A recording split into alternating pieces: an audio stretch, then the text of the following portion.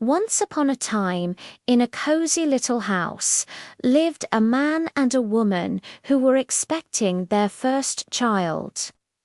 Their home was lovely, but next door lived a wicked witch, and her garden was the most peculiar thing. It was filled with the most delicious, juicy Rapunzels you could ever imagine. Now, you might not know, but Rapunzel is a type of lettuce, and it tastes absolutely amazing in a salad. The pregnant woman would gaze at this garden for hours, and with each passing day, her craving for those Rapunzels grew stronger and stronger, until it was all she could think about. Her husband noticed she wasn't eating anything else and grew worried. "What is it, my dear?" he asked gently. "Oh, I feel like I'll simply waste away if I can't have some of the Rapunzel from the witch's garden," she cried.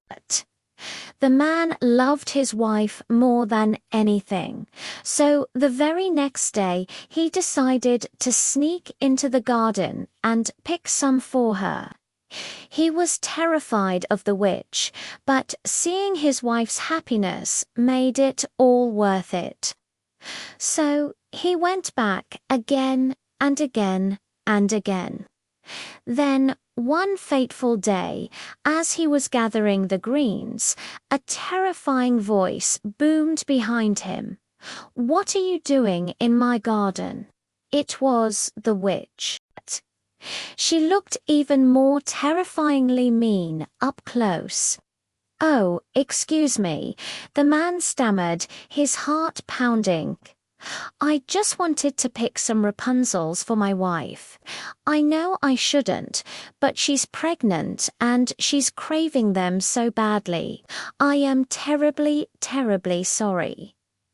The witch's scowl softened just a little. "If that's the truth," she said, her voice like scraping stones, "then you can pick as many Rapunzels as you like. But on one condition: when the child is born, you will give it to me. I'll take good care of it, and I will be a good mother." You can imagine the man's terror. But what choice did he have? He promised the child to the witch. And sure enough, the moment their baby girl was born, the witch was standing at their door. "She shall be named Rapunzel," the witch declared, and with that, she took the child and vanished. Rapunzel grew into the most beautiful girl you've ever seen, with hair like spun gold. When she turned 12, the witch, whose heart was as cold as ever, locked her away in a tall, secluded tower deep in a forest. The tower had no stairs and no door, just a single window at the very top. The witch was Rapunzel's only visitor. Every day she would stand at the base of the tower and call out, "Rapunzel, Rapunzel, let down your hair." Rapunzel would then unpin her long golden braids, which had grown incredibly long, and let them tumble down to the ground. The witch would grab hold and climb up, using the hair like a rope. For years, this was Rapunzel's entire world. She spent her days in solitude, often singing to pass the time. Her voice was as beautiful as she was, echoing through the lonely forest. One day, a handsome prince was riding through the woods when he heard the most enchanting song. He was so captivated by the beautiful melody that he returned to the same spot every single day just to listen. As he hid among the trees, he saw the old witch arrive, call out to the tower, and climb up a cascade of golden hair. He watched, puzzled, until the witch left. He knew he had to meet the owner of that magical voice. He waited until the witch was gone, approached the tower, and called up, "Beautiful lady, may I join you in the tower?" Rapunzel was startled. It had been so long since she'd seen anyone besides the witch, but there was something kind in his voice. Hesitantly, she unpinned her braids and let her hair fall. The prince climbed up, and the moment they saw each other, they felt a connection. He was so different from the cruel witch. He was gentle and handsome. From that day on, the prince visited her every evening after the witch had gone home for the night. It wasn't long before he fell completely in love and asked her to marry him. Rapunzel wanted to marry him more than anything. He was a prince, after all, and he was so kind. They needed a plan to escape. Rapunzel asked the prince to bring a strand of silk with him on every visit. She would use them to braid a ladder strong enough to climb down from the tower. For a long time, the witch knew nothing of their secret meetings. But one day, Rapunzel, in her innocence, accidentally betrayed herself. As she was pulling the witch up, she said, "My, you feel so heavy today. You're surely twice as heavy as the prince, and he climbs up so much faster than you do." The witch's face turned purple with rage. "How dare you?" she shrieked. "You thought you could deceive me."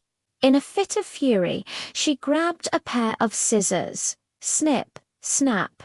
In one quick, cruel motion, she cut off all of Rapunzel's magnificent, long hair. It fell to the floor in a heap of gold. Then she dragged poor Rapunzel to a desolate, barren wasteland, a place so remote no one had ever visited, and left her there all alone. That same evening, the witch waited in the tower for the prince. He arrived, suspecting nothing, and called out. The witch, holding the severed braids, threw them down for him to climb. Imagine his shock when, instead of his beautiful Rapunzel, he found the hideous, gloating face of the witch. "You little sneak," she cackled. "You came for your songbird, but the cat has got her, and you will never see Rapunzel ever again." In her wickedness, she gave him a hard shove. The prince fell from the high tower window, down, down, into the thorny bushes below. The thorns didn't kill him, but they scratched his eyes, and when he came to, he couldn't see a thing. The witch had bewitched him, leaving him blind. Heartbroken and sightless, the prince couldn't find his way back to his kingdom. For years, he wandered aimlessly through the woods, surviving on nothing but roots and berries, his heart aching for his lost love. He was a prince no more, just a lonely, blind wanderer. But true love, as it often does in stories, has a way of bringing people together, no matter how far apart they are. One day, as he stumbled through a different part of the woods, he heard a familiar, beautiful voice singing a sad, sweet song. He followed the sound. It was her. It was Rapunzel. She had been living in that desolate place, and in that time she had given birth to twins, a boy and a girl. When she saw her prince, ragged and blind, she ran to him and threw her arms around him, crying tears of pure, unadulterated happiness. 2 of her tears fell into his eyes, and just like that, a miracle occurred. His vision returned. The witch's spell was broken. Overjoyed, the prince took Rapunzel and their 2 children back to his kingdom. They were welcomed with celebration and open arms, and there, together at last, they lived happily ever after. Thank you for watching. If you enjoyed this story, don't forget to like and subscribe for more magical tales.